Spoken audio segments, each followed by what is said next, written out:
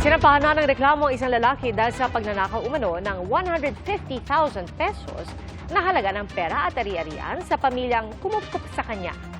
Saksi, si Mark Salazar. Nung linggo ng hapon, nagpe-Facebook Live si Ken habang nagluluto siya ng fishball. Libre fishball po. Ang lalaking inalok ng fishball ay nagpakilalang si Jason, dating palaboy na kinupkop ng tatay ni Ken para tumulong-tulong sa bahay. Nakilala nga daw siya ni Papa na palaboy, dyan lang sa kanto natutulog. Tapos nagpakita sa kanya ng ID na pintor siya, company ID. So kinuha nga niya para magtrabaho na rin dito. 3 buwan nang nakatira kila Ken si Jason. Pero nung linggo, Nagkakainan na, nagiinuman na. Nawawala yung phone ko. Teka lang, check ko yung CCTV. Alas 7 ko na nalaman na wala na yung phone ko.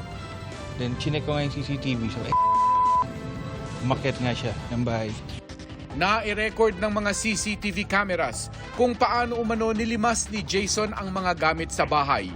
Nung sinabi sa akin na nawawala yung phone niya, doon ako tapos nag-check siya ng CCTV, yun nga, dinampot daw yung So, takbo na ako doon dito sa 3rd floor. So, nakuha lahat ng yung iPhone ko, tapos yung 2 Redmi, tsaka yung isang Huawei.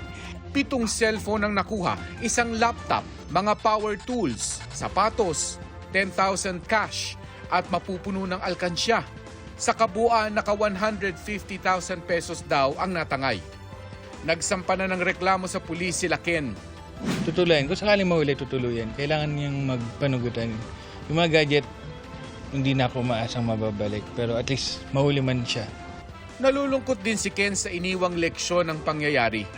Nakatira ka sa kalsada, pinatuloy mo dito, bigyan mo ng trabaho, bahay, pagkain. Kahit alak nga, boss, ano naman yan, gin naman dyan. Bibilan mo ng gin. Ayun, tapos bigla kang titirahin ng ganun.